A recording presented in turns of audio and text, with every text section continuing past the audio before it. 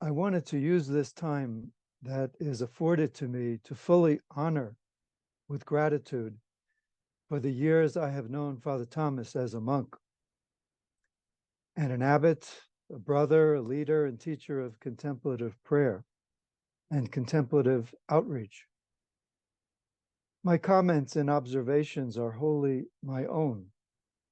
People have known Father Thomas now for over 40 years, and my comments are personal reflections with Thomas when he retired as abbot of St. Joseph's Abbey in Spencer, Massachusetts. The time of knowing TK covers a period of over 40 years since 1976. Since 1976, when I was trying to discern a monastic vocation myself. One of the ironies of our relationship is that in my time of visiting St. Joseph's Abbey, where he was abbot, we ended up living in community together at St. Benedict's Monastery when I was a monk, and Father Thomas came on sabbatical after retirement. This would have been around 1980. And it is at this time that life really began to take off both for him and myself. I never really had a particular devotion or a devoted following around TK. I often admitted this, and his stature as a monk and abbot, I always honored his intelligence and desire and love for contemplative life and an openness to other religions and contemplative meditation. Over the years, we supported each other, our community, and superiors, especially Father Joseph, supporting his longing to live at Snowmass and to offer contemplative prayer retreats, which eventually became Contemplative Outreach. And as Contemplative Outreach developed and grew, so did St. Benedict's and our giving and supporting intensive centering prayer retreats. Father Thomas felt there was an energy and a need for inviting people in all walks of life to experience the rich tradition of Christian contemplative life. And St. Benedict's Monastery supported his vision and work. The beginnings of retreats and the growing network of people in the monastic community all came together to be a place to foster centering prayer. Father Thomas, Father Joseph, Pat Johnson, Marianne Matheson, Nick Cole, the entire retreat staff and team of practitioners and supporters all came together and worked to nurture and practice contemplative prayer at Snowmass. It was an amazing time of coming together in the spirit of contemplative life and service. I was not a part of the early days of contemplative outreach, yet I saw what was happening. Father Thomas grew more and more into the teacher and leader that he was. Abbot Joseph and the retreatants became closer and closer to nurture the fruits of these years of centering prayer retreats. The staff was not only the foundation of the retreat, but they were friends and close associates with the monastery. In these early years, I was more an observer than a participant. They also saw how the monastery and the offerings of retreat benefited everyone. I realized that Thomas put all of himself into contemplative outreach and centering prayer. It is more than evident to me that Father Thomas received his energy and wisdom to do the work by the Holy Spirit. I watched as he endured so-called success and setbacks. What he accomplished was not his personal project. He frequently told me and others that if this work was not to continue, so be it. He did what he thought God was calling him to do, and if it was not to continue, it was okay. God was calling him to do what people were drawn to, a deeper relationship with God.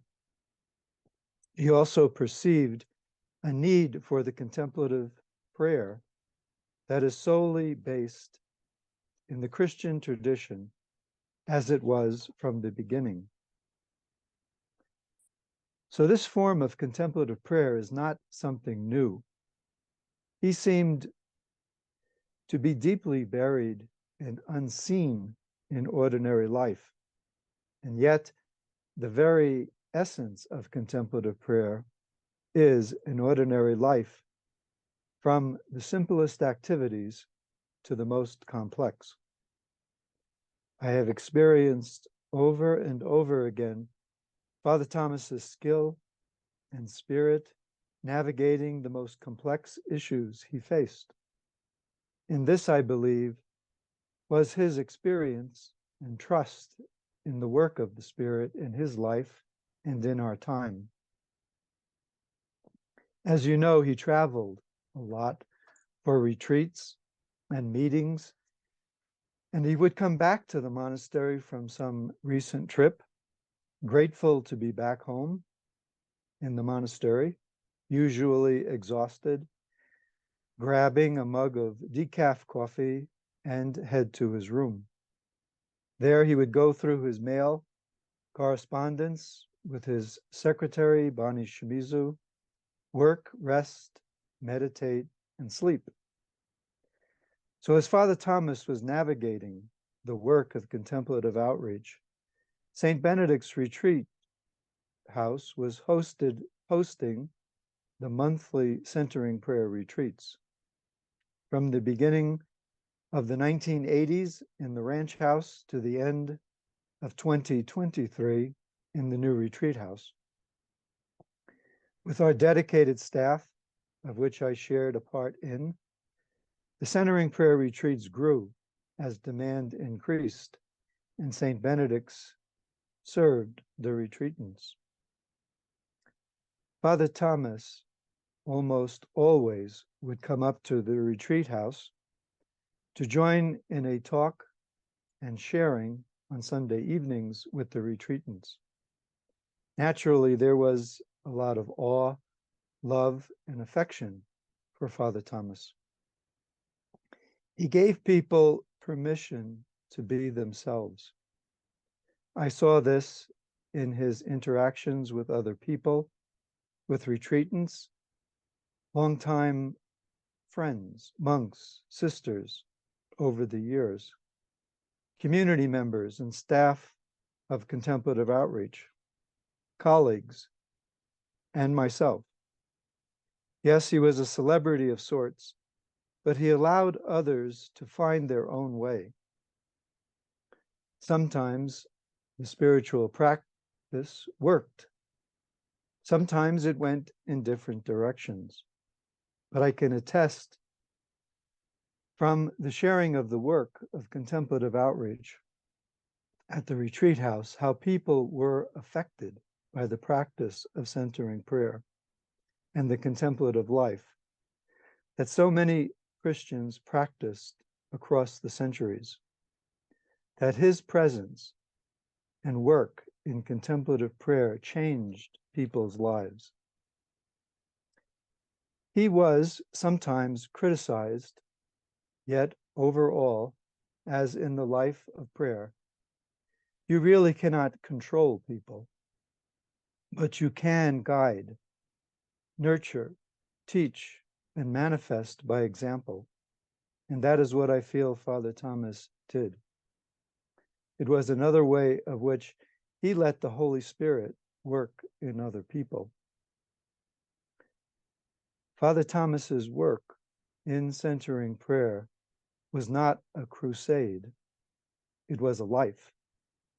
He lived it as a Cistercian monk, and he lived it all of his life with the world.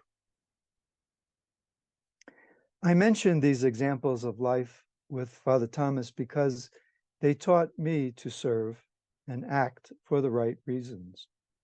It was about serving one another. It is not receiving accolades, but receiving the goodness in people, even if we don't completely understand what it means to serve. God is doing the work, and there is always more than we expect. As I was reminiscing and writing these reflections, I felt the existential pang of sadness I often get these days, realizing the monastery is closing. At the time, in many of these experiences, I never imagined the monastery and retreat house would close and come to an end. It hurts. It doesn't feel right. I have to admit, I do not understand, even though I am in the midst of it. I take my share of responsibility, and I do not feel I am an expert in equanimity and oneness. But maybe there is a wisdom in not knowing. What I feel Father Thomas did over these years and continues even now is less accomplishment than assimilation. He, as many others down the centuries, saints, sinners, opened a way to God into people's lives through contemplative prayer. Is Father Thomas's vision perfect? I doubt it. But it does allow the Holy Spirit to teach us all the things we continue to learn in life and God who is with us. Thank you so much.